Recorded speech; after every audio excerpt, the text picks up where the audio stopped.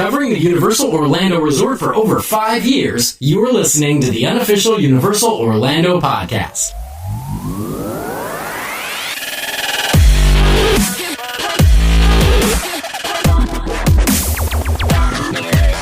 Hello, everybody, and welcome to episode 225 of the unofficial Universal Orlando podcast. I'm Hunter. I am Darren. I'm Tracy. And I'm Lee. So what we've got cooking for you, this is a special, it's 225 anything. Is that a special thing? Tracy, you're the intellectual. Do you know that? No. Is it a thing? Yes, Okay. it's one more than It is. 124. 225th anniversary, you give each other headstones. It's a bicentennial and a quarter episode. We'll call it that. Was it our ninth quarter? I have no idea. It's a very long time. Very, very long time. Yes. So what we're doing, because it has been such a long time, we're going to try something a little bit different. What we're going to do is, instead of following a little bit more of a stricter format, let's try something a little bit more discussionary this week. Yeah. And as we've already been hang on, discussing for 10 minutes beforehand, it'll either work or it won't. And it'll be a big fiery mess. Yeah. So buckle in. It could be a bumpy ride. I wish the cover art for iTunes could be GIFs, and it could just be one of the crumbling buildings from Halloween Horror Nights, the projections. We'd just like to remind everyone that the unofficial Universal Orlando podcast is free. Okay. It is a free service provided by us for free for a reason, but it's free. Yeah, unless you're a producer Alright. and then it's not. Yeah. So how's everybody doing? Doing good. Good. Best not to ask. Just is full of blur. Yeah. Not good. You may hear me coughing a lot, I'm afraid. It won't, because that'll get cut out. Oh, well, when there's blank spots, imagine that's where I'm coughing. So there'll be lots of blank spots. I'll bleep them all. So it'll just be... People will be deaf by the end. Enjoying Grim Grinning Host Hunter. I will give you a little plug there. Oh, thank you so much. If I may say so, Grim Grinning Host is a new podcast that I'm doing. If you want to check it out, awesome. If not, that's cool too. I'm still on UUOP. That's my main project. It's just if you want to hear something a little bit different, check that one out. Yeah, it's not that much different. No, and it's not nearly as bad as people make it out to be, Nah. content-wise. I need to listen to it. I It's just haven't had a chance yet. I think really busy. you'll find it funny. Oh, I'm looking forward to it. Thank you. Thank you both so much. All right. So I do think we need to keep a little bit of linearity to the show. So, Darren, Yeah. we've got some ice cream contributors. Can we go ahead and just get the final tally for the year as far as the Florean Fortescue ice cream debate? Yes. I think we have some audio to play first. These audios come from Cody, Jade, Jeff, Jillian, Laura, Martin, Mikey, and Hannah, Randy, and Steve. And just so we know, these are the last ones. Uh-huh. We have the Final votes tally. in. Yes. So let's go. Hey guys, this is Cody and Mama Fisher calling in from Diagon Alley. We just had our first taste of Florean Fortescue's ice cream. We got the salted caramel blondie, the chocolate chili, the chocolate without chili, and the apple crumble. And my favorite has to be the apple crumble. And mine was the blondie. All right, have a good one, guys. Hello, this is Jed, and I'm here with my daughter Rebecca. We just walked out of Diagon Alley at Universal Studios, and we wanted to put our entry in for the Florean Fortescue's ice cream debate. What's our favorite? Mango. They don't have mango, you silly. What do we have right here? If they had mango, that would probably be our favorite. We have apple, the apple crumble, and the salted caramel. And our favorite is when you mix them. So I don't know how to vote on that. It's when you mix them together, you get a spoonful of each of them, and then you eat it. Did you like it? Yeah. You want to say hi? Hi. Well, that's it. So I guess you can put one. I have a dinosaur toy thing. Yes. And lots more down toys. She's telling you she picked up a dinosaur souvenir. And I love dinos and animals. She loves dinos and animals. Jurassic Park is her favorite, probably. We're on a daddy-daughter date today. So anyway, we wanted to just send that in, and thank you for doing all you guys do. Count it down, probably one vote for each, because Yeah, there we go. Since we're in the middle. Bye-bye. Sounds like a dragon. Hey UUOP, it's Jeff coming to you from Diagon Alley during the Halloween Horror Nights. Just want to weigh in on my Florean Fortescue's ice cream debate. Had the apple crumble and the salted caramel brownie. I gotta say the apple crumble is my favorite. Thanks guys, enjoy the show. Hi, this is Jill Dunn calling from Diagon Alley outside of Madame Malkin's. Calling in my husband and my ice cream debate. We have tried all of the flavors except for sticky toffee and Earl Grey and lavender. And our official votes are for, my husband's is for strawberry peanut butter and mine is for apple crumble for the win. Thanks, bye. Hey UUOP, this is Laura and Brad calling from Diagon Alley at Universal Studios, Florida. And we're calling in with our entries to the Great Ice Cream Debate. We've just been eating our ice cream while we were watching The Tale of Three Brothers. And the flavours we tried were salted caramel blondie, Earl Grey and lavender, chocolate and raspberry, and apple crumble. And my favourite flavour was salted caramel blondie. And mine was the Earl Grey and lavender. So yeah, there we go. And now we're off to try and escape from Gringotts. So see you later. Bye. Hi Lee, Tracy, Darren Hunter. Just Martin here, leaving a message with my view on the Florean Fortescue's ice cream debate. We tried a lot of ice cream between us. I ordered the sticky toffee pudding and the salted caramel blondie. My wife ordered the apple crumble and the chocolate chili. For me, there was a clear winner, and that was the apple crumble. It was delicious. My wife really enjoyed the chocolate chili, and we did order a pot of the clotted cream for the little one, which she thought was really nice. However, just a word of warning on that, it wasn't what a clotted cream we would expect to get at home. We found it to be quite a sour cream.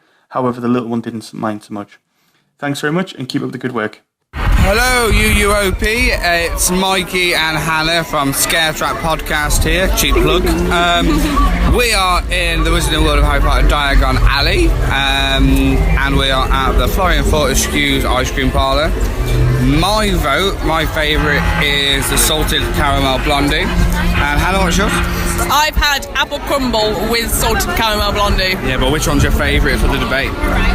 No, you've got to have both because then it's like a toffee apple crumble. You've got to choose a favourite. No, I can't. Hannah, you've got to choose one. Hang on. Go on. You look a state right now. Apple crumble. Apple crumble. So, there we go.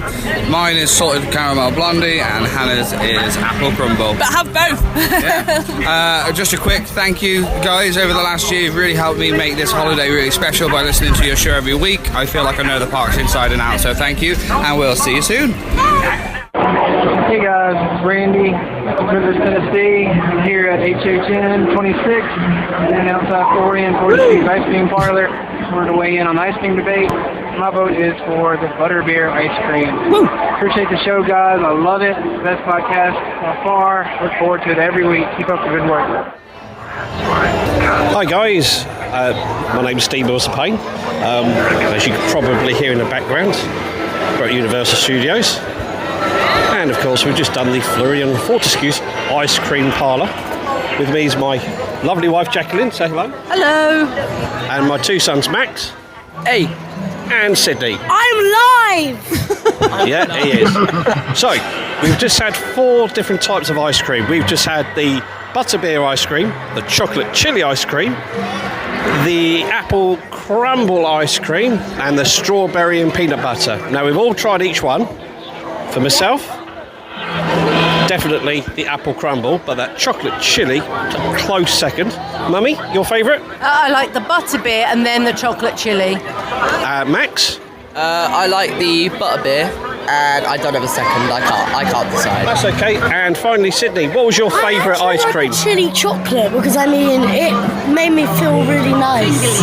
Tingly inside, yeah? Cool. Well, there we go. That was the Florean Fortescue's ice cream parlour, and that was our results. Thank you. Sorry, Steve, but that was easy for you to say at the end there. There were a whole lot of right answers in there. Yeah, well, I just wanted to say, Darren, you might agree with me on this. My favorite part of the podcast is the beautiful melodic sound of all the English accents we get to hear every single week. Melodic's the word you're looking for, Hunter, by the way. Yeah, that's exactly what I meant to say. Thank you. Or even melodious. Indeed. So, Tracy. Yes. Have you been keeping count up for us? Do you have a final total? No. Yes, you do. Damn it, I thought I was going to get an early night. We've actually forged the records. Yeah, unlike last year. Chocolate chili wins by a landslide. Every single one of you voted for chocolate chili. I think I counted up the votes and we got something like 60-something votes all together. Awesome. Wow. Yeah. Cool. Pretty good. So at the top 4 from me then, dear. Yeah? Yeah. Yeah. Okay then. In fact, I'm going to make you... I know you know. Yeah, Lee. I know what they are because I did I'm it. going to make Darren and Hunter work for this. I'm going to have you guess. Which do you think was in 4th place? I can't do this in good conscience.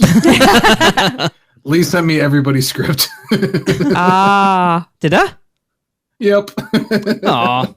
Oh, you must have got something I didn't. And me.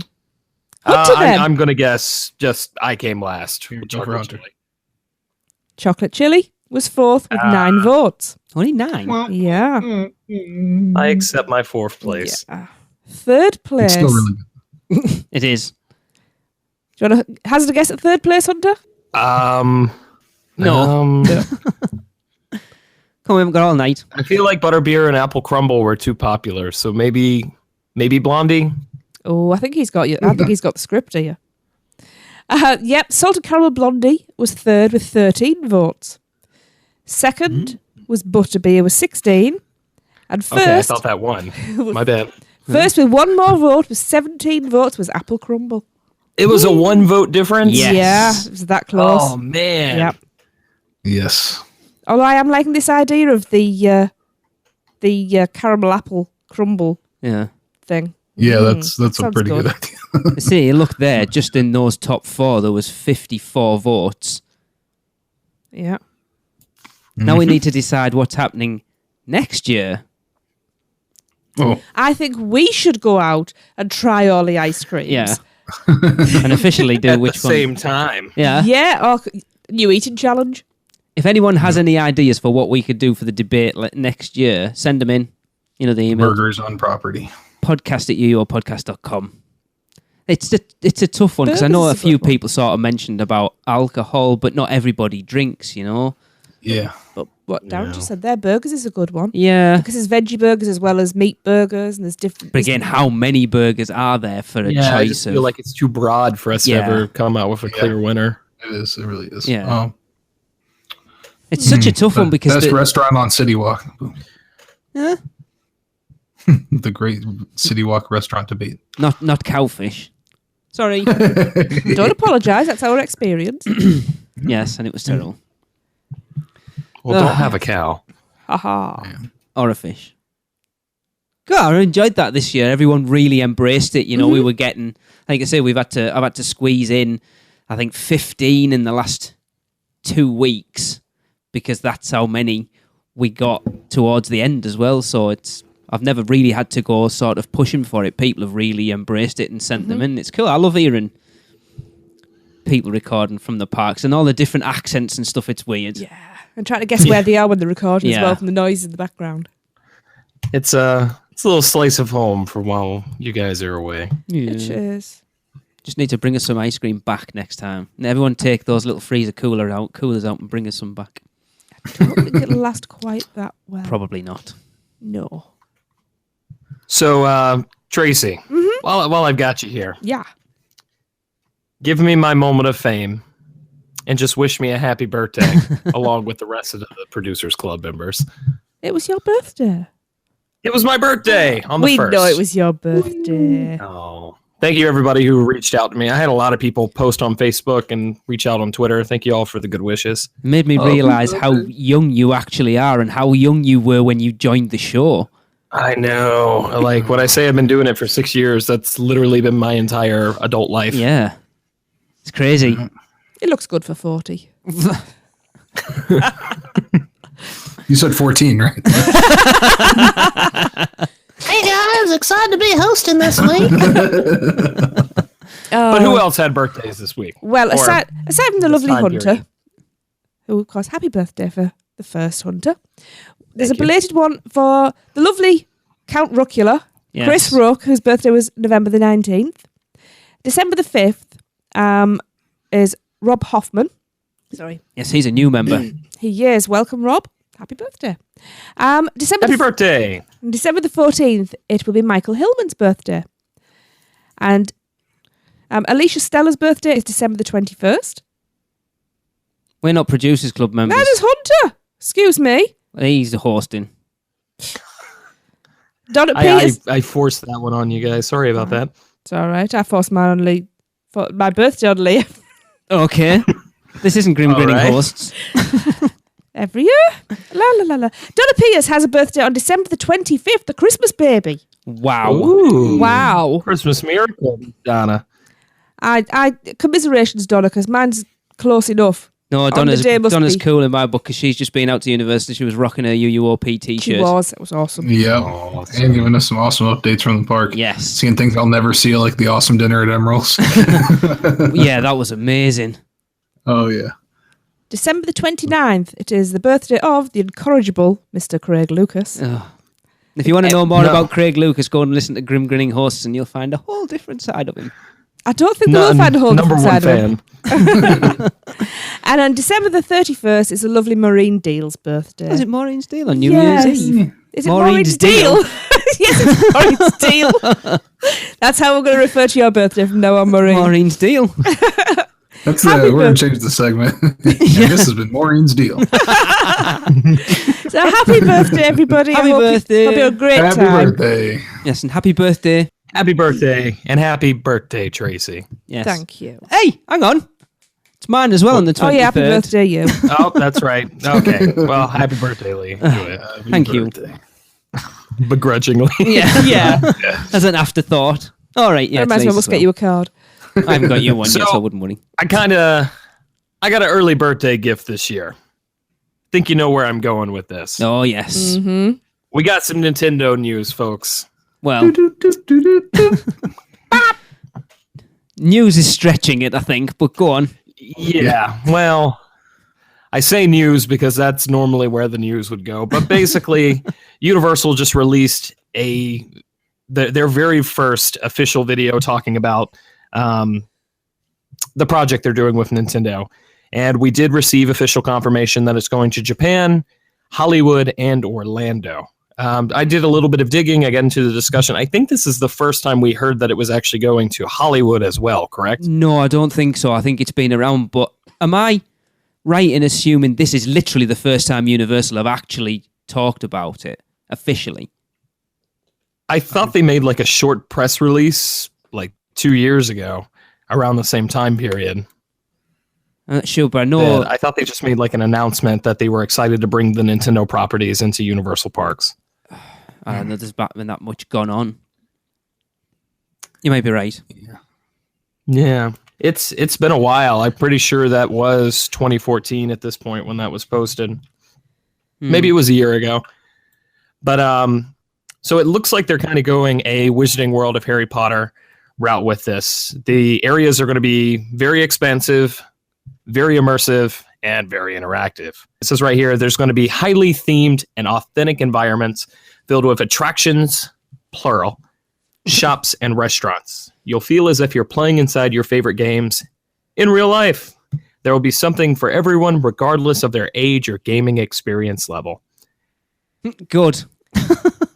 Cool. So it does say that they're going to open at separate time periods. We did receive news months ago that Japan is obviously going to receive Nintendo first. I'm assuming that's going to be followed up by Orlando and then Hollywood, or no, maybe we can expect a joint opening for Orlando and Hollywood. What I heard is that Japan will get it in 2018 was the original rumor, and Okay. it will be a small area. Hollywood will be getting it around 2019, and it'll be a slightly larger area, and then Orlando will get it by 2020, and it will be the biggest area. Do you think that's just due to space at Japan's park? Because I would have assumed with just how integral or how centralized Nintendo is to Japan, they would have the largest land. You would think so, but then I still think that they look at Orlando as their premier park and want that to have... Because let's be honest, we've kind of been shafted on the Wizarding World. You know, Hollywood got arguably a slightly better one, but they definitely got a better Springfield. You know, arguably Japan got a better Hogsmeade as well with the Black Lake and all that sort of stuff. So I think they want to put more of the focus on Orlando, with this being the sort of premier resort over those two, maybe. Yeah. Yeah. I think they're gonna have some superhero neighbors and some dinosaur neighbors, or a big ape neighbor. I know I'm still hearing. Sorry, Hunter, to butt in, but the big rumor still around. Is it still going into Kid Zone? I mean, they've got a lot of space, especially if they go into the backstage area. Yeah, yeah. Because I know Barney's such a hit. Yeah, it's true though. You remember when we spoke to Tiffany Kristalich? She said that Barney still packs it out every day. But I know because a lot of the discussion on Nintendo going into I didn't even hear that. A lot of the discussion of Nintendo going in to where it is. It's by echo tunnel. You see, they can't get rid of Barney. There's far too much mileage left in Barney. That apparently, you know, talking about the future for ET, and I know there's been a lot of talk about that they could route the entrance out into Hollywood, so it could still keep ET, but sort of fence off where the entrance is now and have you come in from a different section, and that would then be part of Hollywood rather than part of Kid Zone. So do you think they'd take out like Cafe La Bamba and all that? I don't know, because Darren, you said when you went on that VIP tour, that's now become the sort of VIP restaurant, hasn't it? Yeah, it's all set up for that, and it's kind of looks like it's permanently set up to be that. But yeah, haven't they just done up the Gardens of Valor? They have, yeah. It's that NBC thing now, isn't it? It's the media center. Yeah, so they're probably going to keep all of that. So you're looking like Animal Actors, Barney, and then all sort of Curious George and Fievel. Mm-hmm. I don't know why they're debating so much about this. I just think they should stick the warp pipe in the ground. You jump in. Exactly. And that's going to transport you wherever you need to go in Nintendo Land. Oh, to the other property that they have. Yes. That solves the transportation problem. That's that on the Rainbow Road. It's going to have to be a big warp pipe, though. No. You see, we're back to Barney now. See, I think they've missed a trick with Volcano Bay. The water slides could have been warp pipes. I think if they'd have themed it Nintendo, you could have done both together. Oh, a Nintendo water park would have been amazing. Yeah, that would have been really cool. To steal a Leeism. I personally, if what we've just kind of been speculating about, which we've received no official confirmation for whatsoever,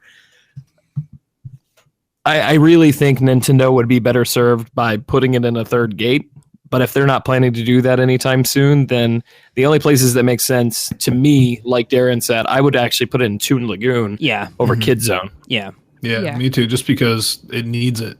The Islands of Adventure needs something there. It does, agreed. And I don't want to see a mess of Kid Zone either. I don't want it to be Animal Actors, SpongeBob, and then E.T., and then the back of the park is, Nintendo. I just think it's going to be super disjointed. It's almost going to be like a Lost Continent style effect going on. Yeah.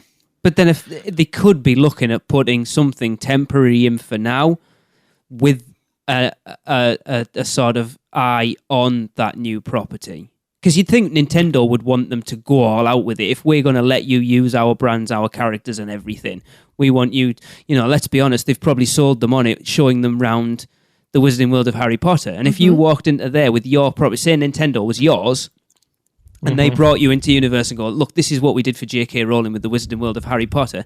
This is where we're going to plonk Nintendo in this little crappy area out the back here that no one goes in. You'd be like, I don't think so. Yeah. I don't think so either.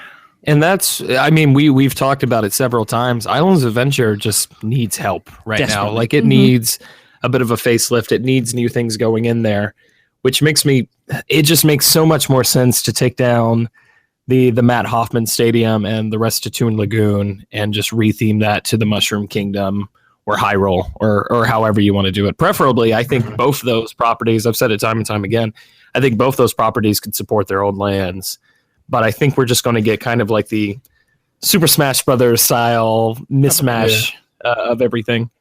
Yeah, like kind of like Dr. Seuss is on that side. They kind of incorporate everything in as you go around. I think it's going to be similar to that. Which it can work. I mean, Nintendo is just a very vibrant and colorful universe, and you can make it blend together. I'm not too concerned. I just think if they absolutely wanted to, they could do 2 separate parks or 2 different lands. Yeah. Yeah. Yep. But so what do you think's going into this? Like, for me, I really just want to see a Mario Dark Ride, whether that's something like, I kind of hope we don't get another Spider-Man style attraction because they just did that with Transformers a couple years back. But at the same time, I don't think we're going to get a classic Dark Ride for Mario either. The key word in that press release for me is interactive. I think you're going to see stuff we haven't seen before. Okay. What that is, I don't know, but I think they're going to want, like you said there, Hunter, the big complaint at the moment is everything's screen-based, even looking, Fallon next year, Fast and Furious the year after, they're all going to be heavy screen-based. And I'm not going to get into whether I think that's a good idea or a bad idea. It is what it is, but I think they need to get away from that a little bit. A lot of what you're going to be able to do with this, you're not going to be able to do with animatronics as such. So it's going to, I think there's ways to use screens without making the primary focus of the ride.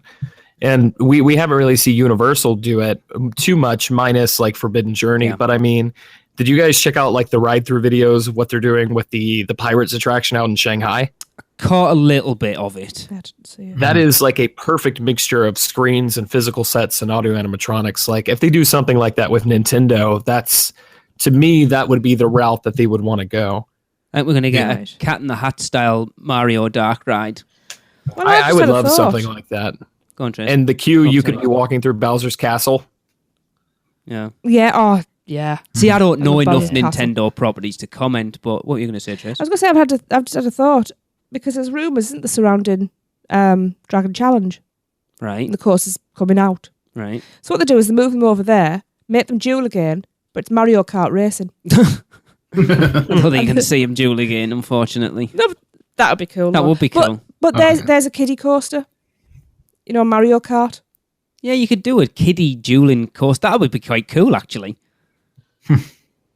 It'd be interesting, especially if you've got like some little gun mechanism or something on the roller coaster where you could shoot items at people like you do on the Mario Kart video game.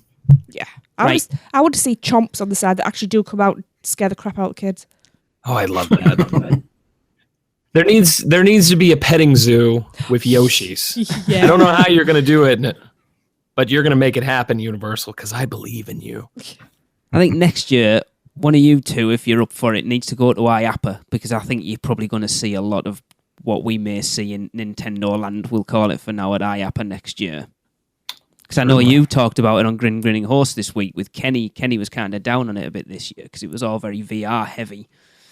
And I hope we don't see and that. I was going to bring that up. I don't want Nintendo to be VR heavy. I think that's one of the worst things they could do is just say, here's your video game land, strap on this headset. Yeah. I think consumers are getting a bit fed up of VR now. It's, like I say, at IAPA this year, it literally was everywhere. But it has its place, but unfortunately it's being put everywhere. Well, it's just you always get flavour of the month, don't you? And that's where it is. I mean, it is stunning. Yeah, it done is. right, but yeah. But physical sets, there's a lot to be said for them as well. We will see. Yeah.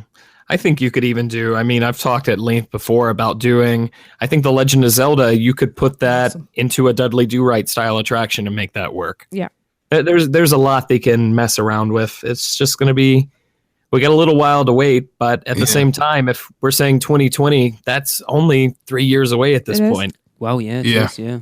I want to see an interactive scored game that's tied in with the Nintendo Switch, because it's a dockable console, which could easily be docked on the side of a ride vehicle or something like that. Ooh. I think that would be kind of neat.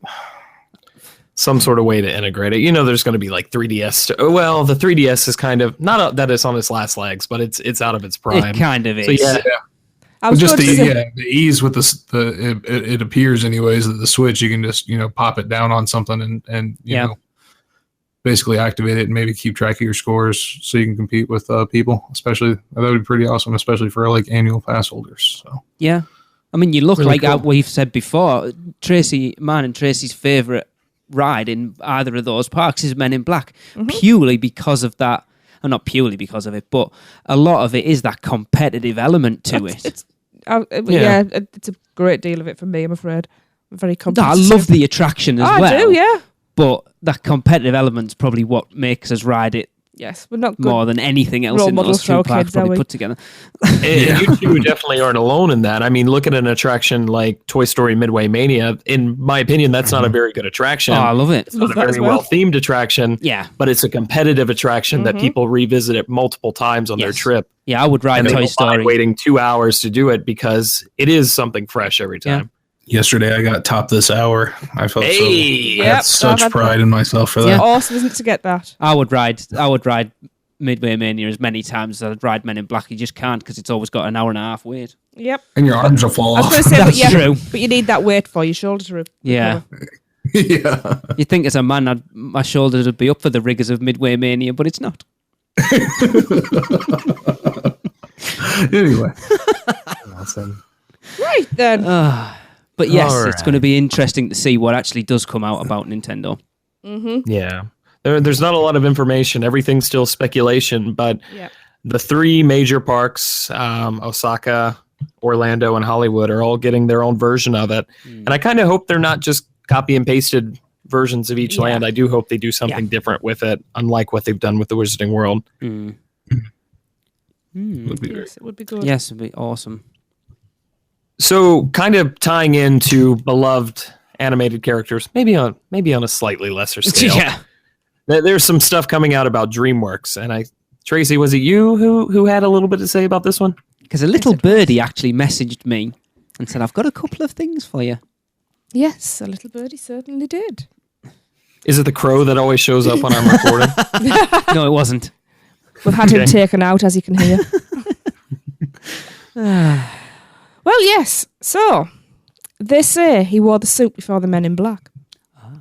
They say he ripped, rode and rocked it. They say, because of him, George is no longer curious. All we know is he's the popcorn doctor. That's the reason the echo tunnel doesn't echo. Yes. Yes. So, yes, popcorn doctor has been in touch. It has. He has. Now he's been telling us to expect DreamWorks animation to be fully integrated into Universal Orlando soon, but it will be a slow and deliberate process. For example, characters from a particular animated movie will soon be appearing on the studio side as part of this new Universal DreamWorks synergy. There's two hints. Yes. The first one is this will be their Universal Park debut, i.e. no previous appearances in attractions or meet and greet interactions. And two, this DreamWorks animation film was released in the past 5 years. Ooh. We're getting a Smash Mouth attraction, guys. Come on. I was talking to him and I went, "It's got to be How to Train Your Dragon."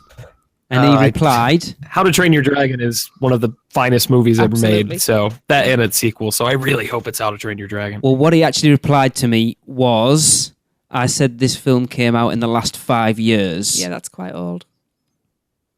So I'm assuming not. How to Train Your Dragon came out in 2011. Did it?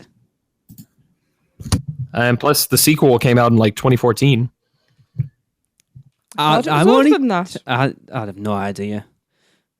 I'm going to look it up. How to Train Your Dragon. When's the third one coming out? Was 2010 was when the first one came out. 6 years then, so it's not How to Train. So what have we got? What have we got that's been out in the last 5 years?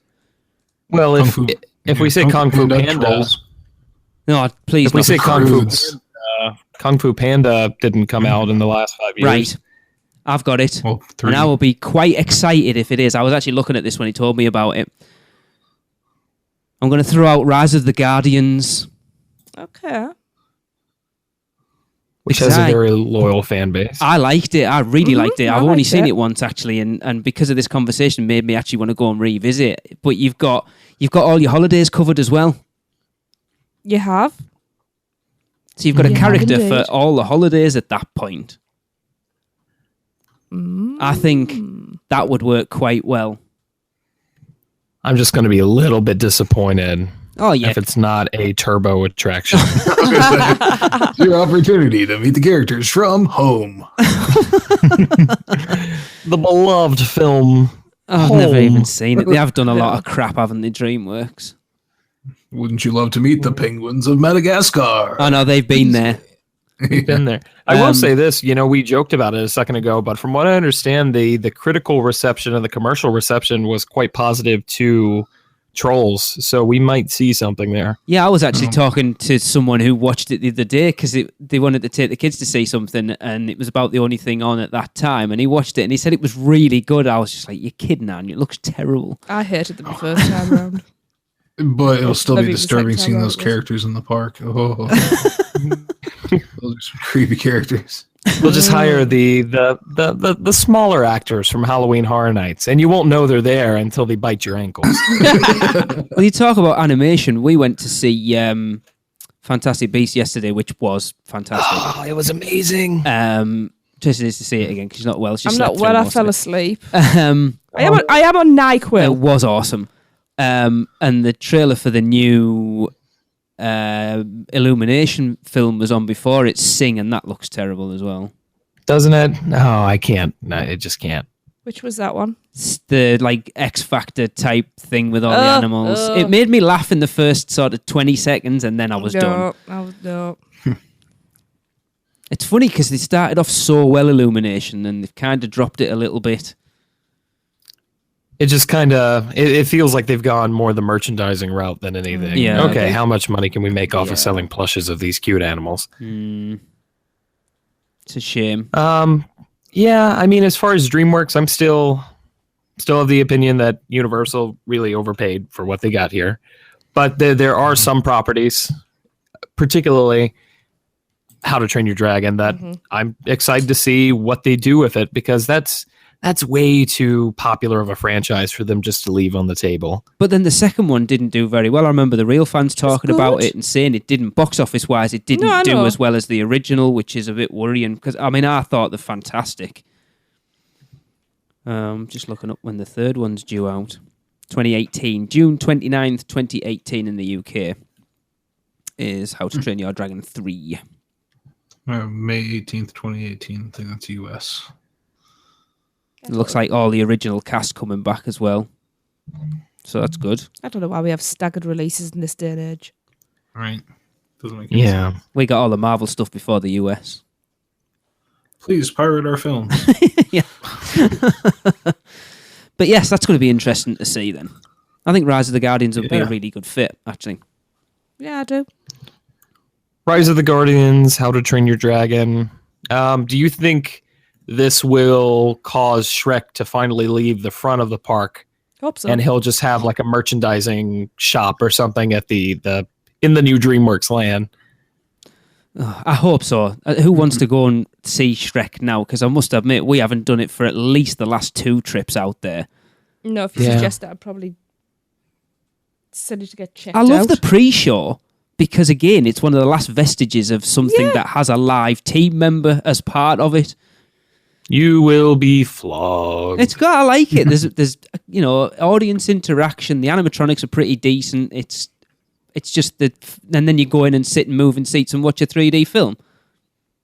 Yeah. Yeah. I'd rather just go and see the pre-show and then walk out. Yeah, and having two screen-based attractions literally side by side with each other. Like, I just think they could utilize that space a little bit better, because Shrek purely relies on a motion theater with a 3D film, which I think the casual audience, that's something, at least in the United States, that we have here. We have D-box theaters that you can go see. We do. Like, it's not a special thing anymore. I just think the attractions had its time, and the front of the park could do some freshening up, which they're going to do with T2, supposedly. So, yeah, it'll be interesting to see when they announce that. Will be. If they announce that. Yeah. All right. Yep. The Popcorn Doctor also told us they've got a few ideas bandying about there for next year's Halloween Horror Nights icon, which is obvious because they kind of start working on that the day Halloween Horror Nights starts. All before. So, yeah, they probably already got one very much considered. But he says both original ideas and licensed IPs are being considered, so maybe that's where you'll see Shrek pop up. One particular idea would give guests ample opportunities to take photos with this icon. What's that? Interesting. Photos is very specific. Invisible Man. No, I took photos with him. I've got a picture of him somewhere on Instagram. Well, we know IPs that are going to be incorporated this year. Like, I'm absolutely with our friend Chris Ripley. I definitely believe we're going to get The Mummy 2017. Which looks interesting, actually. Yeah, I mean, Tom Cruise has been great in everything for years now, so I'm excited to see it. Minus Jack Reacher 2. That was just okay. I haven't seen either of them. Last year Mission. Oh, you haven't seen the last Mission Impossible, actually? No. The one with Simon Pegg in it? They've all got Simon Pegg in it, haven't they? What was the last one? 5. Whatever was after Ghost Protocol was the last one we watched. No, that's friggin' James Bond. Oh, yeah. Camille, what are you talking about? One where he's hanging off the airplane. Oh, it's all what's the it same called? thing. What about hanging off Rogue something. Protocol. No. Rogue Nation. Rogue Nation, there you go. Rogue Protocol, Tracy's mixing them all together. Yeah. I'm making my own best film. Casino Protocol. Yeah, Ghost Nation and Rogue Protocol. There you go. That's the ones. Leave me alone. So we know. Meds. I guess where I was going with that, we know the Mummy's going to probably be incorporated some way, but I assume that's going to be a tie-in house, like what they did with Dracula and Toll. I don't think that's going to be the icon. Do you think they're going to go back into like a classic horror icon this year, Darren?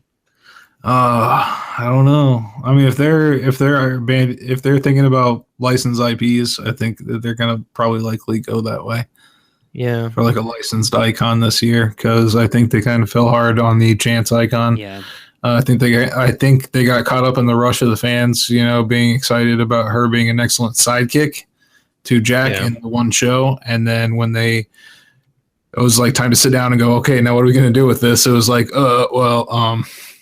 yeah.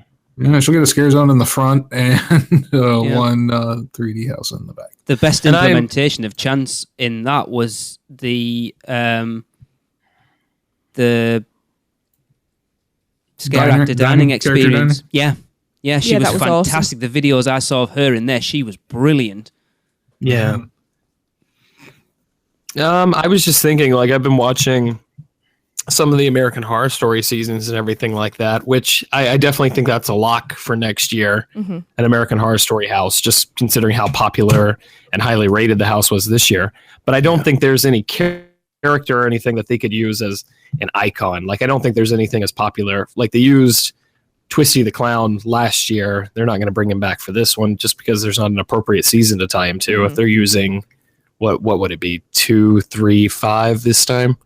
2, 3, 6. It's going to be, I don't know if that'll have as much impact as this year's. I think they kind of picked the best possible seasons for this year. But then, well, I know a lot of people really like Asylum. I haven't watched Asylum yet, but a lot of people swear by it. So I think it'll have its pull still. An Asylum always makes for a good house, no matter what the situation. Yeah, true. I mean, you talk about using an IP. If you were going to go down that route and you wanted to do it, with a new Mummy coming out, why not use that? Because it would be a character that I'm sure they wouldn't have to pay any licensing fees for because it's owned by Universal. So that would free up budget for other stuff as well, rather than having to buy a license to use Yeah, whatever. When I think of the Halloween Horror Nights icons, and Darren, you might have the same opinion as me. You've been going much longer than I have. I just think of, for the most part, they have something appealing or charismatic to them. What does the Mummy have? Now, granted, we've only seen the first teaser trailer. What does the Mummy have going that's going to just drive in general audiences? I don't know. Tom Cruise. Yeah, but you're not going to put Tom Cruise as the icon for Halloween Horror Nights 27. That could be pretty scary, mind. Amazed at how tiny this man is. That's the freak show. Come to Halloween Horror Nights. Take a personality test. Scientology. That's what the icon's going to be. Scientology. Scientology is the icon. That's Italy. Yeah. Oh my God. Terrified. Yeah. We just lost all 2 of our Scientology listeners. I'm sorry. I don't think we've got any, have we? Bless you, L. Ron Hubbard. You just got to put on a list. All right. Yeah. There's so many different directions they could go with that. There are. Absolutely. I would of course, I would like to see a new icon. That would be really cool. Yes. The new original icon. Yeah, that would be great in my opinion. But I was disappointed after how much interaction we had with him in 2015 that the Usher didn't make a comeback as icon last year. Ooh, now that I'm thinking about it, the Usher could be, if they do more movie houses next year, he could probably be a pretty good one. I mean, what do we have next year? We have the new Alien movie coming out. We've got the Mummy coming out. Don't we have a new Friday the 13th movie coming out next year? So, not sure. Isn't Insidious 4, isn't that coming out next year? Yeah. Wow. Because it was weird last year because, like, again, for me, the Usher was the best icon in Icon Alley. Without a doubt. Yeah, it was left off all the merchandise. I know. It's not on my Turvis. He wasn't on the shirt. He wasn't on the jackets. They put Chucky on it for some strange reason. Yeah. Yeah. I don't Friday the 13th, October 13th, 2017. So maybe Jason. He's been there. Oh, no. Last year, wasn't it? Wasn't this year. Yeah. But Jason isn't really, we were talking about charismatic and a personality. Sure, the name's big and he's super recognizable, but he's kind of just this big hulking mass. Yeah. Yeah. You want someone, you'd look to someone more like a Freddy Krueger as an icon. Yeah, that's what I was going to just say. Yeah. They're always going to have trouble recapturing the magic of what I read about 16, where you have Jack with the 3 major icons, which were, I think it was Freddy, Leatherface, and Jason. Was that ripped from the silver screen, Darren?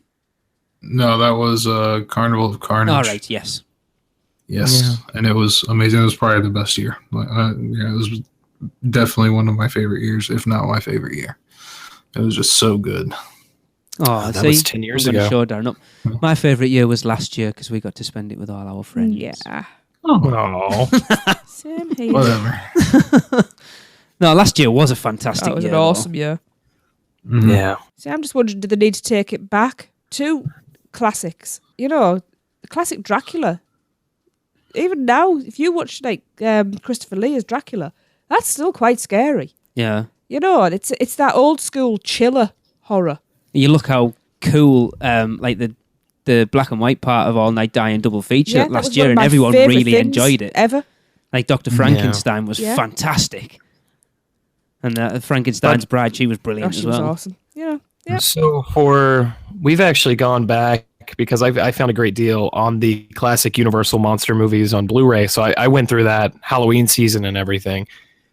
I just don't think those movies, unless you're viewing them through the eye of the time period that they were made, I don't think they have enough weight to carry the park as a whole. Shame. Like Dracula, I'm probably going to put some people off this opinion. I didn't think Dracula was a very enjoyable movie. Like, it's kind of a slog to get through. But it's also, 75 years old?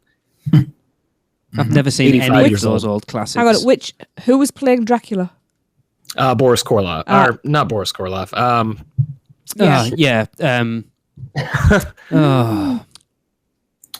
Lugosi. Bela Lugosi, there you go, yes. Yeah, excuse me. Now, I do think Frankenstein absolutely still holds up. So maybe if you do the Universal monsters just as their own entity, like all of them together, yes, I think you could. But just to base it around one, I think it's going to be kind of Yeah. I think an original, not the caretaker, but the usher would be cool. Otherwise, a new icon is what I'd like to see. I'm with Darren on that one. Absolutely. What if it's just Steve Buscemi? Just Steve Buscemi. Yeah, from Fargo. To tie it into DreamWorks, it could be Smash Mouth. Well, somebody once told me that the world was going to roll me. That's right. You're an all-star, baby. Oh, God. So let's give somebody else a quick chance to talk. Let's go on ahead. Let's check in with Miss Maureen for Autism at the Park. Hi, this is Maureen Deal with Autism at the Parks, and I'm reporting from Universal Orlando Resort for the unofficial Universal Orlando podcast. And today I'm at Universal Studios Florida, and I'm in Diagon Alley. And you can probably hear the Celestina performance in the background. I'm standing outside the Harry Potter and the Escape from Gringotts coaster ride. I guess it's a coaster or dark ride or combination. It's one of my favorites. The requirements for this attraction are guests must be 42 inches, and those between 42 and 48 inches must have a supervising companion. If you're using a wheelchair, there are several vehicles that have been modified to aid with your transfer, and see an attendant for assistance. Now also, if you need to, you can board the ride from a different platform than the regular platform if you can't go up the stairs, or if your family member is unable to wait in that part of the queue that's on the stairs. Just ask the team member at the bottom of the elevator, and they'll direct you to the elevator. It's another elevator to go up to the platform loading area. It's the same area as the child swap section. This is a fantastic attraction. Even if you don't want to ride the ride, go through the queue. It's amazing. It'll just blow your mind. Also, all your loose items must be stored in the locker before you get onto the attraction, to the right of the attraction. And this has been Maureen Deal for the unofficial Universal Orlando podcast, signing off from Universal Studios, Florida. Gringotts for me is one of those attractions that it got better every time I rode it.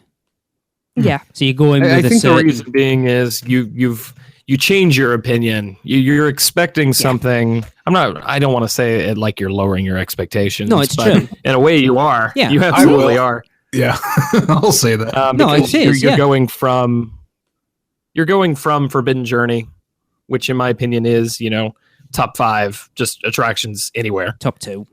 To Gringotts, which is a perfectly serviceable ride. It just doesn't live up to what we had seen them do previous. Totally. Speaking of Diagon Alley, Darren, I think you've got an email from a Mr. Tom Carter you'd like to read? Yes, I do. He said, hi, guys. I've been listening to your podcast since returning from a once-in-a-lifetime family trip from Kent, UK to Orlando in 2015. I was desperate to relive the trip, and your podcast enables me to do that through all of your weekly episodes. I just wish I'd discovered you before I went so that I'd have a greater appreciation of the parks. Anyway, I wanted to share what was one of the strangest but most magical things ever to happen to me while I was in Hogsmeade. We had heard great things about the show at Ollivander's, so I was keen for my 7 and 11-year-olds to experience it, especially as they're such big Potter fans. However, being in the middle of August and the parks being rammed, the parks being full, I was expecting a large wait, especially as it was mid-afternoon and any air-conditioned building attracts people like bees to honey. To my surprise, however, there was no queue at all. I asked the team member if it was open, to which he smiled and ushered us inside. Once in there, I realized we were the only people in there. Having never visited, having never visited before, I didn't know how the show worked, and I assumed we would wait until more visitors joined us. To our excitement, we were ushered into Ollivander's wand room to meet the great man on our own. Well, that is awesome. This obviously increased the chance of being picked. Yeah. And inevitably, my 11-year-old daughter, he lost out, I guess, to his 11-year-old daughter. They always pick the kids.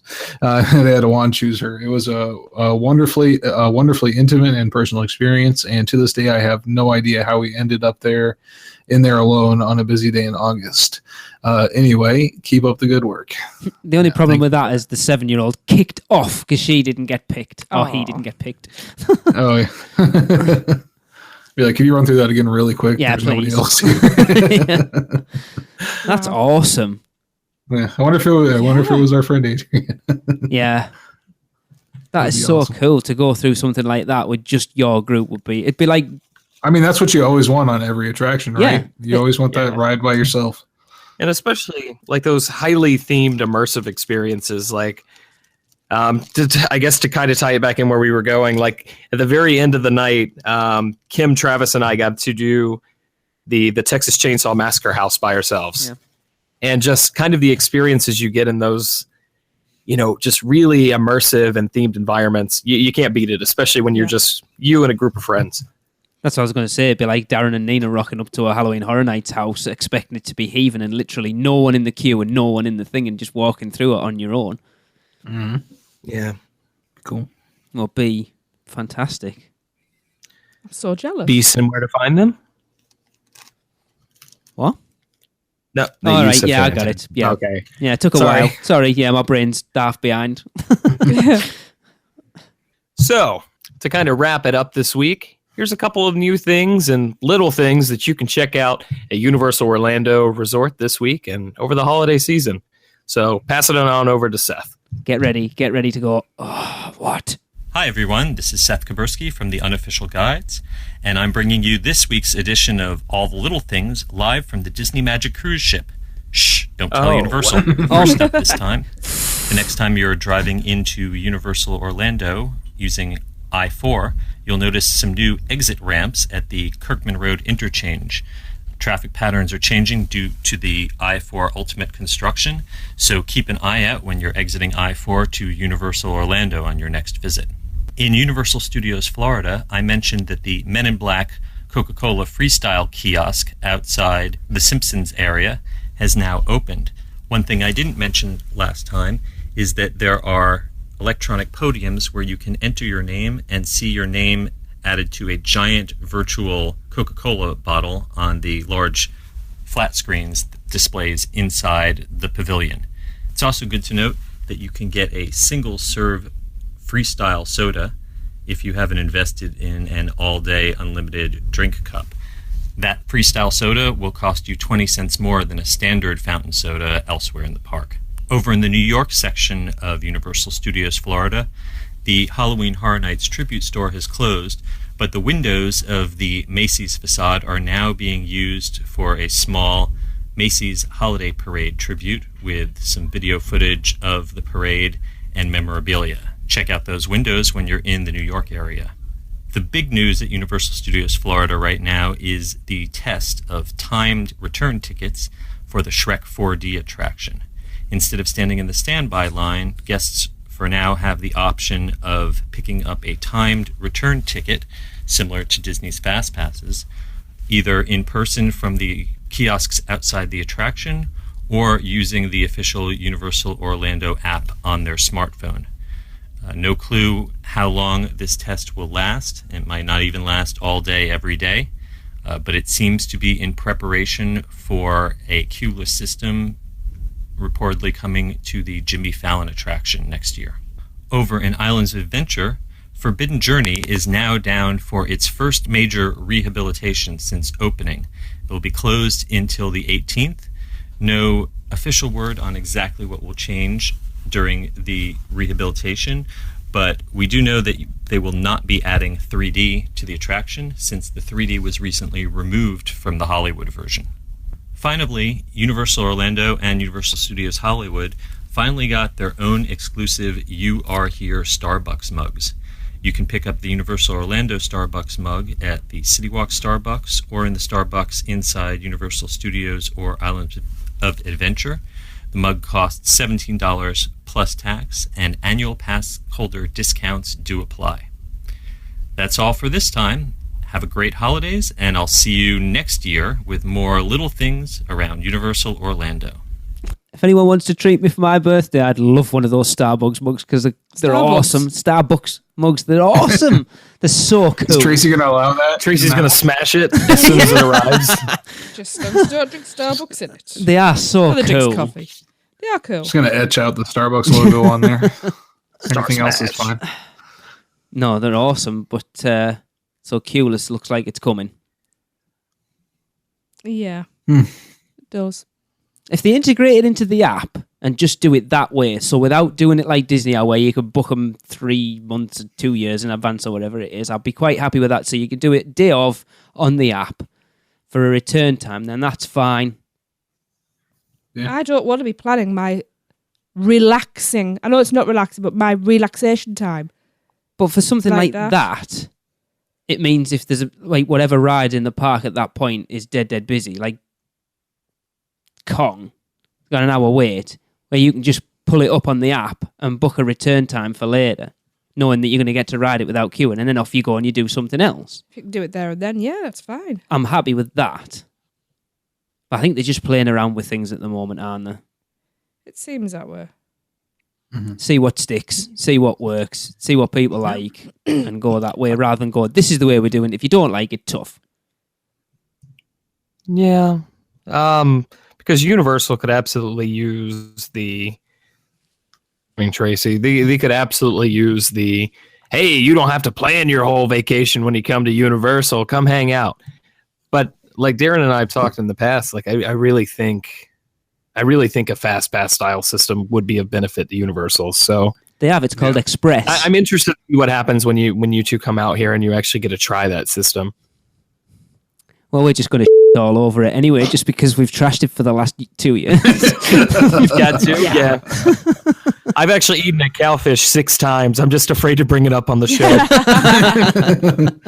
It was good every other time. The thing is, I don't know what you guys are talking about. It was amazing. The thing is with cowfish, though, it wasn't. Great fish cows. We had Darren and Nina there that saw the experience for how bad it was. It wasn't just that it was us sort of just wanting to cack all over it. They were there with us, and it was horrendous. Maybe it's because you're English. No, usually we get better treatment for that. I still remember going to Busch Gardens with Darren and the server being like all chatty with us, and then we walked away and Darren went, just so you know, he would never be like that with me on my own.